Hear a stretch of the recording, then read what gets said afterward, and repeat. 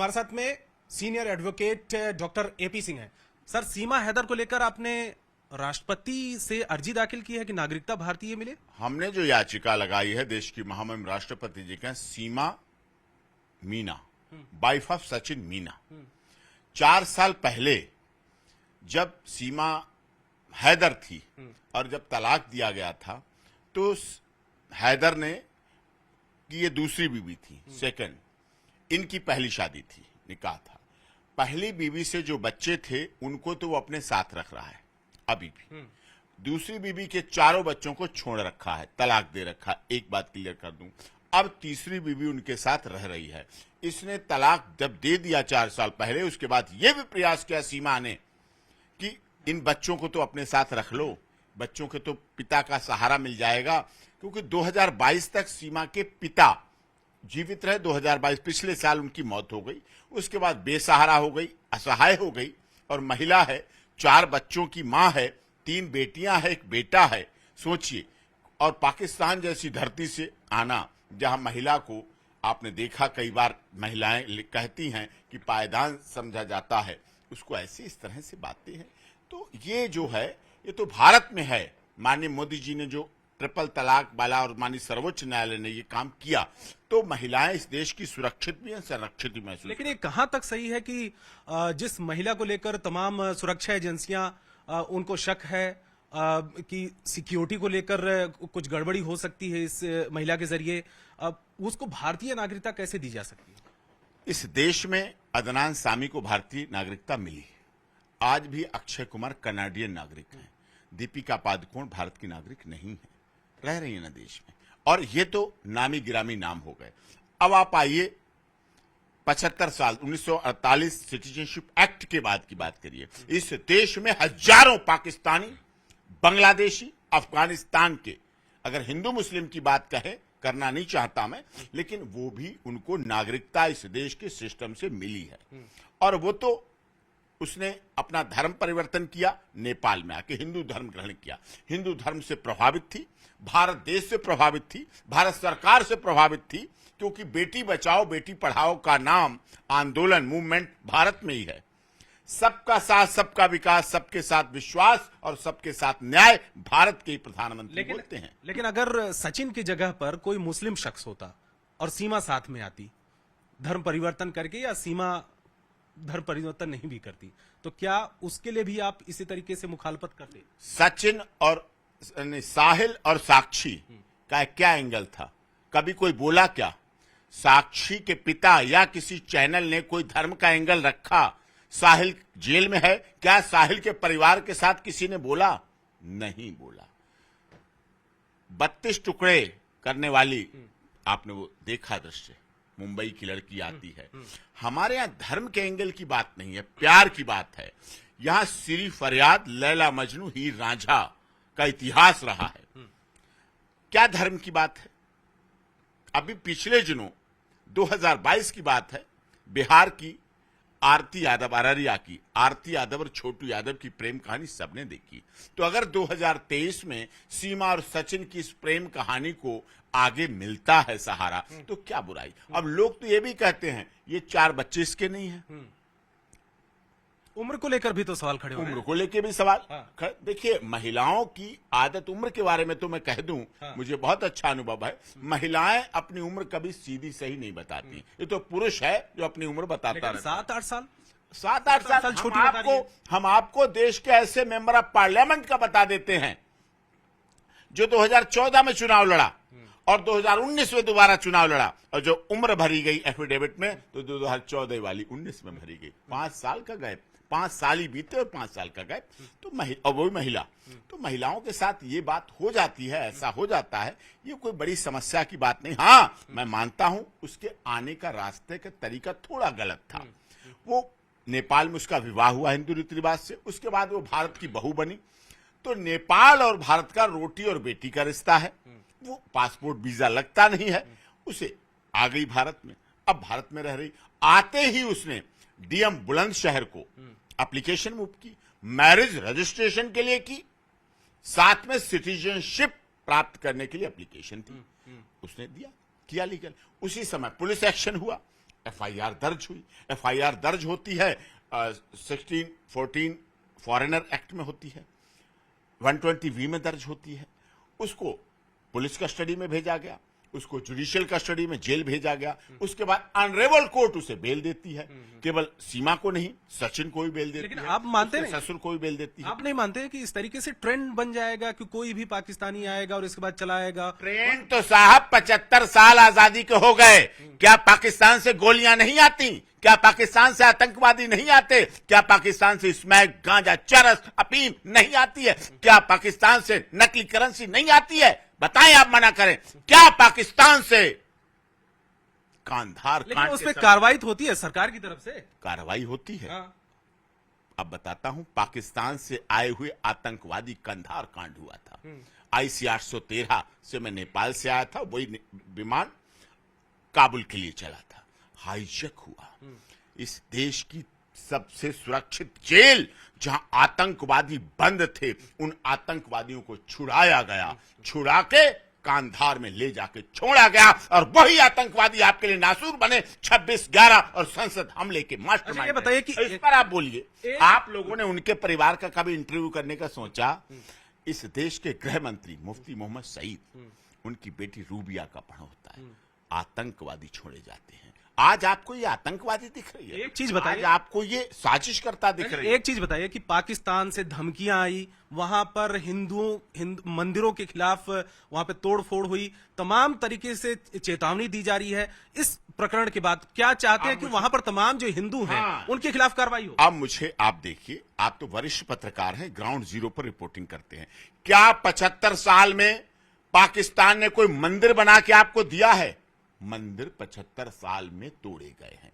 क्या पाकिस्तान में किसी हिंदू महिला का विवाह करा के उन्होंने हिंदू के साथ किया है? धर्म परिवर्तन होता है, लड़कियों के साथ अपमान और प्रताड़ना होती है, और मंदिरों को तोड़ा जाता है 75 साल की आजादी में। ये काम वो नहीं कर सकते, ये काम भारत कर सकता है। यहां तक कि जो हिंदू शरणार्थी हैं पाकिस्तान से दिल्ली में आकर बसे हुए हैं, वो भी नहीं चाहते कि सीमा हैदर यहां पर रहे। वो क्यों नहीं चाहते? जो नागरिकता हजारों लोगों को मिल गई, मैंने अपनी पिटीशन में लिखा है, हजारों लोगों को जो भारत की नागरिकता मिली है, जो पाकिस्तान, बांग्लादेश और अफगानिस्तान से तक आए हैं और मुस्लिम धर्म के हैं, उनको भी नागरिकता मिली है। तो फिर जब उनको मिल सकती है तो उसको भी मिल सकती है। वो तो महिला है, उसके साथ तो 3 से 6 साल तक की बच्चियां, 3 बच्चियां और 1 बच्चा है। लेकिन आप सवाल उठाते हैं उसके साड़ी पहनने पर, बिंदी लगाने पर, तुलसी की पूजा करने पर, हिंदी बोलने पर। हिंदी तो दुनिया की भाषा है। बातचीत का लहजा और तरीका जो है वो लगता है कि वो पाकिस्तानी नहीं है, जैसे पूरी तरीके से ट्रेंड किया गया है। इतने भर के, मेरी पिटीशन में 10 पेज भर के डॉक्यूमेंट हैं। सब डॉक्यूमेंट ATS को दे दिए, वेरिफिकेशन करिए। और मैंने तो अपनी पिटीशन में यहां तक लिखा है, आप CBI से जांच कराइए, आप NIA से जांच कराइए, आप रॉ से जांच कराइए, आप पाकिस्तान के दूतावास में अपने दूतावास का उसके प्रयोग करके जांच कराइए, आप नेपाल के दूतावास से अपनी जांच कराइए, दुबई के दूतावास से जांच कराइए। और इतना नहीं, आप सीमा का पॉलीग्राफी टेस्ट कराइए, ब्रेन मैपिंग टेस्ट कराइए, लाई डिटेक्टर टेस्ट कराइए, और उसके बच्चों के लिए कहा जाता है, बच्चे उसके नहीं, आप बच्चों का भी DNA कराइए। अगर ये सब कुछ सही निकले तो आप उसको इस देश की बहू मान लेना। अगर इनमें से गलत निकलता है, आप उसको जेल में रखो, सजा दो, जितनी अधिक से अधिक दंड दे सकते हो वो करिए, आप विश्वास रखिए। लेकिन एक चीज बताइए सिंह साहब कि जिस महिला को लेकर अभी तमाम एजेंसियां जांच कर रही हैं, उस महिला को पहले ही भारतीय नागरिकता कैसे मिल सकती है? आपने अर्जी भी दे दी। मैंने संरक्षण मांगा है। उसने कहा देश की महान देश भारत है और यहां जियो और जीने दो का सिद्धांत चलता है। ये पाकिस्तान में नहीं चलता है। यही बेटी बचाओ बेटी पढ़ाओ का अभियान चलता है हमारे देश की। उसने पता कितनी बड़ी बात कही कि मैंने कहा हिंदू धर्म क्यों तूने ग्रहण किया? कि आपके धर्म में जब भी पूजा पाठ हवन होता है और उसके बाद जब समाप्ति होती है तो क्या नारा देते हैं? विश्व का कल्याण हो, प्राणियों में सद्भाव हो। कहीं मैं सुन के दंग रह गई, ये इतना अच्छा धर्म है जो अपने बेटे की कामना ही नहीं करता, अपने बहू और नाती पोते की बात नहीं करता, ये विश्व के कल्याण की बात करता है। और हमारा पाकिस्तान आपके यहां आतंकवादी भेजता है। सोचिए आप, 26/11 होता है, संसद हमला होता है, पुलवामा होता है, इतने बड़े बड़े कांड होते हैं, तो ये बात उसके मन में है। उसका विश्वास है कि देश की महामहिम राष्ट्रपति गरीबों, दलितों, शोषितों, पीड़ितों, मजदूरों, मजलूमों की आवाज। आपने अर्जी में क्या कहा है? यही सब कुछ लिखा है, बहुत लंबी चौड़ी अर्जी है। लेकिन खास बात क्या है, क्या उसका आधार क्या है? कि उसको नागरिकता दिलाने के लिए जो प्रयास कर रही है उसमें मदद की जाए, जांच और अधिक ऊंची एजेंसियों से की जाए, और जो उस पर आतंकवादी और आईएसआई का स्टिग्मा लगता है वो खत्म किया जाए, जांच हो, निर्दोष हो तो उसको माना जाए, दोषी है तो बड़ा से बड़ा दंड दिया जाए। सीमा हैदर जांच एजेंसियों के रडार पे तो है ही, अगर दोषी पाई जाती है किसी तरीके से, सजा देना। आप बेल पर है, भागी नहीं है, ऑनरेबल कोर्ट ने बेल दी है, ट्रायल कोर्ट ने, जेवर ने बेल दी है, तो बेल पर है, पेश होगी, आप जो दंड दिलाना, लेकिन मीडिया ट्रायल नहीं होना चाहिए। ये भी बात है, ये समझ ध्यान देने वाली बात है। इस देश में महिलाओं का सम्मान, वो कहती है हमारे आपके देश में तो सीता, सावित्री, गार्गी, आला, अनुसुईया, रजिया सुल्ताना, झांसी की रानी लक्ष्मीबाई और पद्मावती और हाडा रानी का बात की जाती है। हमारे यहाँ तो इतनी आजादी नहीं है।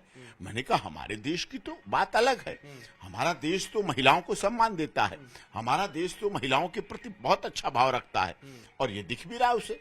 सीमा के सचिन से प्यार, उसके ससुर, उसकी सास, सबसे प्यार मिल रहा है, सबसे सम्मान मिल रहा है, सबसे इज्जत मिल रही है, और उसके लिए आवश्यक भी है, ये जरूरी है और होना चाहिए। एक चीज और, सीमा बहुत कम पढ़ी लिखी है, जैसा कि उसने बहुत बार इंटरव्यू में कहा कि 5वीं तक पढ़ी हूं, तमाम चीजें वो बता रही है, सोशल मीडिया पर एक्टिव भी हो रही है, यूट्यूब चैनल की भी उसने खोल लिया है और कह रही है कि सब्सक्राइबर बने, कमाई का जरिया हो।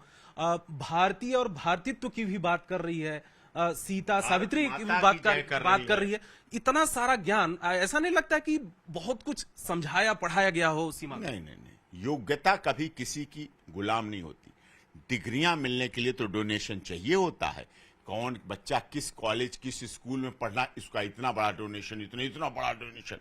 डिग्रियां लेने के लिए तो डोनेशन और फीस देखी जाती है, योग्यता के लिए कभी ये जरूरी नहीं। योग्य मधुबाला, बैजंती माला, नरगिस दत्त और जो स्वर सामग्री रही हैं हमारी गीत, लता मंगेशकर जी, क्या उनकी योग्यता थी, उनकी कला उनकी योग्यता थी। उन्होंने डिग्रियां नहीं ली, वो यूनिवर्सिटी की छात्र छात्राएं नहीं रही, उनकी कला उनकी योग्यता थी। हमारे देश में ऐसे कितने सांसद, विधायक राजनीति में हुए।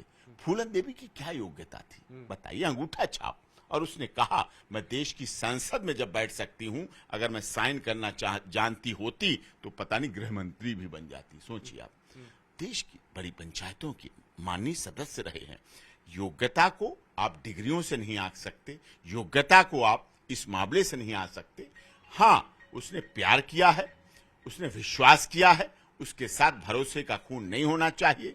उसको आगे भी इस बात का ध्यान रखना लोगों को पड़ेगा, जो उसको बना देते हैं आतंकवादी, उसको बना देते हैं आईएसआई का सदस्य।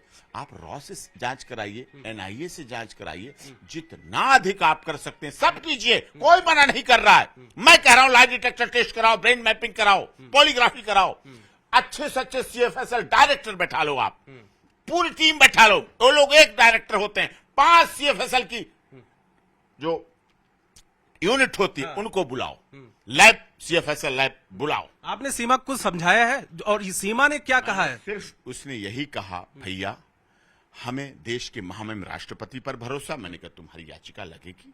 उसने कहा कि हमें देश की भारत माता पर विश्वास है, गंगा पर विश्वास है, तुलसी माता की पूजा करती है, यहाँ की धार्मिक रीति रिवाज को मानती है। लोगों को इसमें बुरा लगता है, लोगों को हजम नहीं होती है, वो साड़ी अच्छी क्यों पहनती है।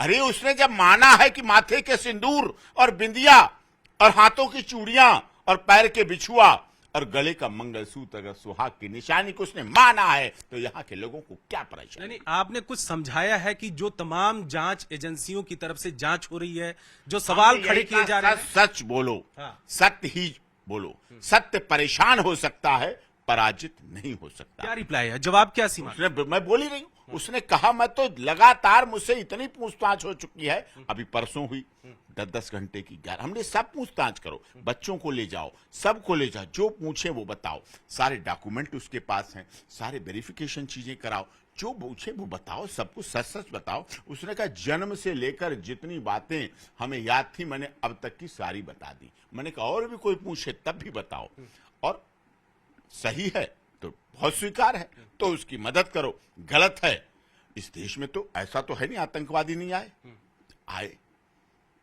लेकिन अगर वो आतंकवादी है तो सामने तो लाइए आप। आपको लगता है वो निर्दोष है, इनोसेंट है? मुझे लगता है। क्यों ऐसा? आतंकवाद करने आएगी, आईएसआई की सदस्य आएगी, अपने पेट से जन्म किए हुए 4-4 बच्चों को नहीं लाएगी, 3, 4, 5, 6 साल के बच्चों को, दुधमुहे बच्चों को नहीं लाएगी, अपने सारे कागज लेके नहीं आएगी, अपना सब कुछ सौंप नहीं देगी एटीएस को, सदस्यता के लिए अप्लाई नहीं करेगी, नागरिकता के लिए, मैरिज के लिए, रजिस्ट्रेशन के लिए बुलंदशहर कोर्ट नहीं जाएगी। अरे साहब अब इतना भी मत करो। प्यार में, युद्ध में, राजनीति में थोड़ी बहुत अगर कोई कमी भी हो जाती है तो इतना तो समझ लो, इतना तो चल जाता है ना। प्यार में, युद्ध में, राजनीति में अगर ये ना चले तो प्यार अंधा क्यों कहा गया? प्यार के पूरे सपोर्ट में आप? प्यार मैं नहीं सपोर्ट में, देश प्यार की धरती रहा है। अब क्या मैंने लैला मजनू, सीरी फरियाद और हीर रांझा को देखा नहीं, इसको भी छोड़ दें? अरे साहब ये मिसाल बनेगी, इसमें लिखा जाएगा, आपका भी लिखा जाएगा, चैनल भी लिखा जाएगा, आपकी वरिष्ठता के आधार पर भी लिखा जाएगा कि आपने भी उसमें अपनी हिस्सेदारी को निभाया, अपने काम को किया, और सब कुछ होना चाहिए। और माननीय देश के महामहिम राष्ट्रपति जी सबकी है, सबका अधिकार है, सबके लिए काम करती हैं, तो सबके लिए होना चाहिए। सबका साथ सबका विकास, उसमें तो लिखा ही नहीं है बेटी का विकास नहीं, 3, 4, 5 साल के बच्चों का विकास नहीं, सबका साथ सबका विकास, सबका विश्वास, सबके साथ न्याय। उसमें तो लिखा ही नहीं हिंदू मुस्लिम का विकास, हिंदू हिंदू का विकास नहीं। मोदी जी तो पूरी दुनिया के लिए काम करते हैं। One earth, one family, one future किसने कहा? ये वसुधैव कुटुंबकम का नारा देने वाला ही कह सकता है, जिसने आज से बरसों पहले वसुधैव कुटुंबकम का नारा दे दिया और आज फिर दुनिया को 2023 में दिखा दिया कि G20 सम्मेलन की क्षमता अगर देश का प्रधानमंत्री मोदी रखता है तो वन अर्थ, वन फैमिली और वन फ्यूचर की संकल्पना भी रखता है।